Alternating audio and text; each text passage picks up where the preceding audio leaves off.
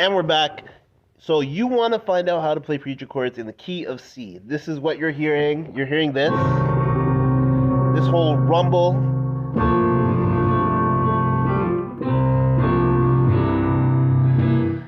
And you're in church, and you've been in church all your life, and you're trying to figure out how do they do what they're doing up there? Why can they do it? How do they do it? Well, it's what they call preacher chords. So in essence, what it is when they are backing a preacher, they're at the height of their message, and really and truly, it's the inspiration moment. It's really to add an inspiring moment in context with music. So essentially, I'm in the key of C. So for those who don't know, C has 8 notes. C, D, E, F, G, A, B, C. And it revolves, in this concept, it revolves around the 3, the 4, the sharp 4, and the 5. So, in the key of C, and this is for intermediate to advanced. So, on your 3, which is the 3rd note of the scale, which is E. E is your bass. And on your right hand, you're holding a C major chord. So, in your right hand, E, G, C. And that's on your 3. In your 4, you're going to the F chord, and it's dominant. So you're holding your E flat, A, and C. My apologies, I said that incorrectly. It's actually E flat, G, A, and C. Now we're going to the sharp 4. The sharp 4 is the half step above the F. So that's the F sharp. In the left hand, you're having the F sharp, and you're doubling up on the octave. So F sharp, and in your right hand, it's a diminished chord, so it's F sharp diminished, but we're holding the 3rd inversion, so it's going to be the E flat, F sharp, A, and C. And then the final chord is on the 5, which is a G. So on the left hand, we have G. And on the right hand, we have a B flat major, which is F, B flat, and D. But I'm also adding the A as well.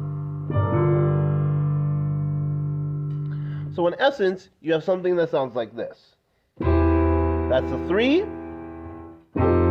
This is the 4.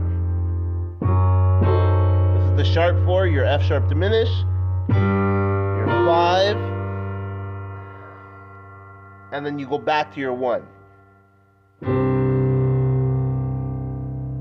Now, there are different iterations and different versions of doing this.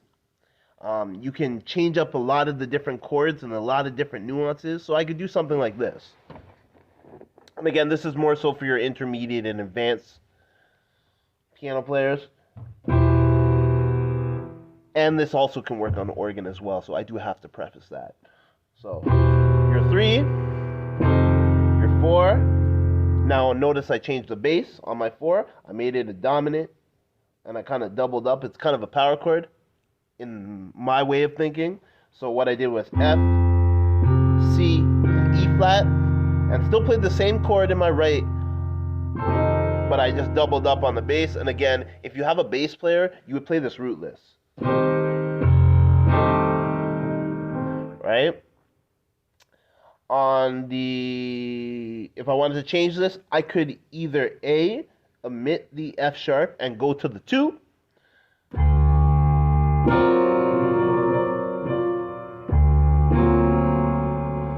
so on my 2, which is D, I can play in my left hand to make it rootless. I can play F sharp and C in my left, and on my right hand, play a B flat major chord, which is F, B flat, and D. And that's a rootless voicing. Again, my bass player would be playing the D, so I don't have to hold that note on the keyboard. And let's say if it's just you by yourself, you could also do this as well. So in your left hand, to make it full, if it's just you by yourself, you have D. And on the right hand, you have F sharp, B flat, C, and F. Right? And that's over the 2. Your 5, you can play multiple iterations of the 5 chord. You can make it a major 9 chord. This would be in the left hand. G would be your bass. And then I would play in my right hand F, A, C, E. Face. Or I could play something like this.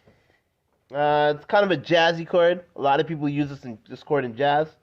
Over the G. So what I'm doing is I'm actually holding a dominant in my left, and I'm holding a major chord in my right. And in my left hand, I'm holding F and B. And in my right hand, I'm holding an E flat major, which is E flat, G, and B flat. And I can move that B flat down to A flat as well if I want to add like harmony to it, and I want to add like a melody. And then back to the 1. My 1, I can play the B flat over the C. And that is preacher chords in the key of C. So again, I'll see you guys on the next video.